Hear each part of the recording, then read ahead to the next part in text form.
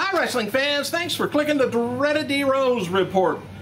Do I look nice in this shirt? Do I look presentable? If I do, it's the first time. Hey, earlier this week, former WWE or F tag champions, the Headbangers, if you recall yesterday, called out the current champions, Evan Bourne and Kofi Kingston on YouTube. Well, now they've got a couple more videos up there. They're calling out TNA champions, the Mexican America, and they're calling out ROH, Ring of Honor tag champions, Shelton Benjamin and Charlie Haas. Apparently, they've got time on their hands. TNA will tape Impact tonight in Macon, Georgia, including the November 3rd episode that will see the debut of MTV Jersey Shore's Ronnie Ortiz Margot. I don't care. As seen on last night's Raw Super Show, WWE upped their Twitter mentions and graphics. Word is that WWE is going to be planning to continue the Twitter, more in the future, especially around Royal Rumble time and WrestleMania time. Don't know what they get out of that, except just that they're hip. In addition to The Rock versus John Cena, and in addition to The Rock and John Cena versus The Miz and R-Truth, CM Punk's going to be taking on Alberto Del Rio. And so far they've got it mentioned that Kevin Nash versus Triple H in some sort of a gimmick match is planned for WWE's Survivor Series pay-per-view. So they ought to get a few more hits off of that, I think. Last night's WWE Super Show scored a Monday night. Is this not Wednesday? I think it is. 3.31 cable rating, up a bit from the previous week. This week's show averaged about 4.7 million viewers, and in the first hour with about an average of awful close to 5 million getting into the second hour. This week on cable, Raw was number 2, right behind ESPN's Monday Night Football in the more important male demographics. Raw was number 1 in the male demographics of 12 to 17, which I don't fit in. Male, yes, but no. Serena Deeb, which I mentioned, posted that she had an injury of a concussion from a wrestling match, and her thoughts on the future. Anyway, she talks on the YouTube about breaking barriers and things like that, and she's got the opportunity of a lifetime, and she wants to be able to keep on wrestling, which I don't doubt. Hey, representatives for Jennifer Hudson are denying reports that the Grammy Award winner has called off her wedding with superstar David Otunga. It's been reported for the past few months that the wedding was in jeopardy due to Otunga not wanting to sign a prenup.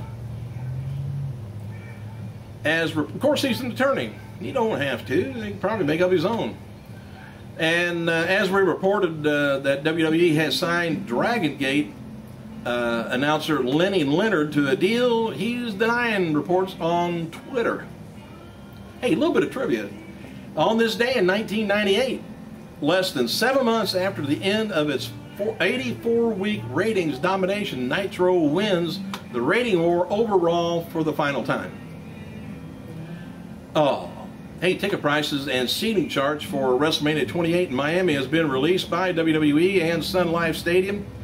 Ticket ranges this year from $25 in the upper deck, be sure and bring binoculars, to $1,500 at ringside. Tickets go on sale November 5th, and if you're getting tickets, let me know what the prices are. Hey, a dark main event after last night's WWE Super Show in Austin, Texas. We didn't get to see Alberto Del Rio beat John Cena with the help of The Miz and R-Truth in a steel cage match. Truth and Miz interfered when Cena was going to leave the cage through the cage door, allowing Del Rio to escape the cage. After the match, Cena took out Awesome Truth and sent the fans home happy. Former WWE star Lance Storm said he's going to stop watching Raw for a while if next week's show from Atlanta is another embarrassment to Jim Ross. He said, I'm going to have to stop watching it for a while. Drew McIntyre quickly defeated Johnny Curtis in a dark match at last night's SmackDown taping in Houston, Texas. And WWE's website's teasing that the Muppets may take over Raw commentary next week in Atlanta on Halloween if Jim Ross shows up to participate in the Michael Cole Challenge. WWE's website has posted, and that was kind of funny graphics that they did on Cole did on Jim Ross. If you didn't see it, you had to have seen it on Raw.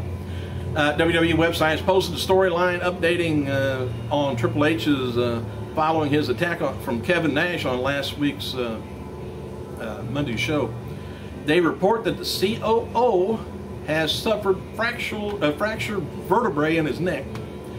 The doctor adds that Triple H will be out of action for at least 6 weeks, or till he feels like he's going to attack Kevin Nash from behind. I'm saying that. Howard Finkel, by the way, has been announced for the big event, which takes place November 12th at Courtyard and Marriott LaGuardia Airport, Elmhurst, New York. Speaking to Arda O'Call of The Score, that's the guy's name. Former WWE talent Harry Smith discussed his relationship with Tom Billington, which you don't know who he is. That's Dynamite Kid, who was a cousin of the tag team partner of his late father. Billington presently resides in Manchester, England, and suffers from after effects of steroids, and his high-impact wrestling style has left him paralyzed and confined to a wheelchair, and was partial paralysis, I guess. Must be in the legs if confined to a wheelchair. But anyway, Smith said, I keep in touch with Uncle Tommy, because I went over and saw him last November, and when WWE did a tour over here in England, and it was really great to see him. We watched some of the old matches in Japan. Physically, he's in rough shape, but mentally, he's still sharp, and we had a pretty good time, and hope to see him again soon. That's awful when you just give your whole life to something like that, and now you're disabled, and you know, like Bret Hart when he had his stroke, you know he wanted to get back in the ring really bad, and just can't perform the way he used to. But WWE still gives him that, you know, last grip to get back into the business he loves. All right, following tonight's taping, well, last night's taping in Georgia, the rest of the 2011 Impact shows will be taped at the Impact Zone in Orlando. In late December, TNA will take 5 weeks of Impact over 4 days, and will take the holiday vacation. Over the holidays, officials are planning to reevaluate the future of taping Impact outside of Orlando. Most within TNA aren't expecting a lot of Impact tapings on the road in 2012 because they're just really expensive.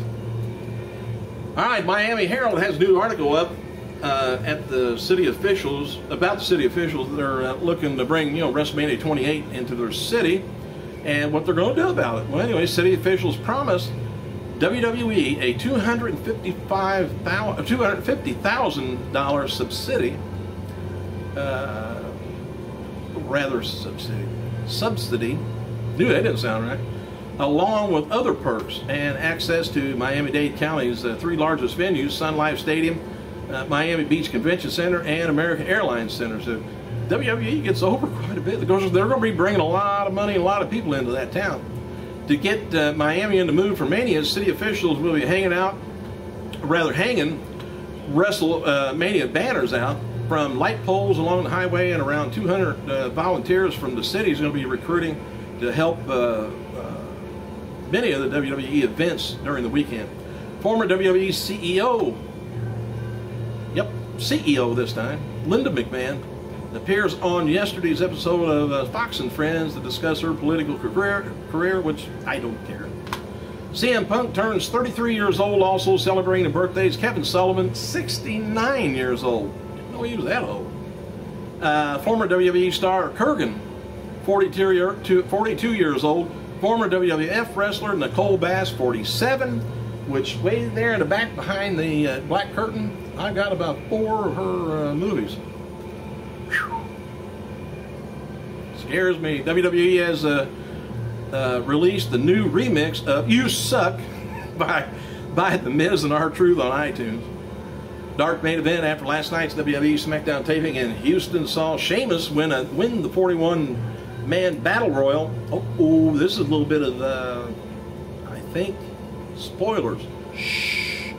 41-man Battle Royal. Sheamus eliminated most of the superstars in the match. It came down to Sheamus and The Miz, who was eliminated. Christian re-entered the match, but was caught by a brogue kick to eliminate him. Second dark main event after last night's taping saw John Cena. Of course, I was telling you about beating Alberto.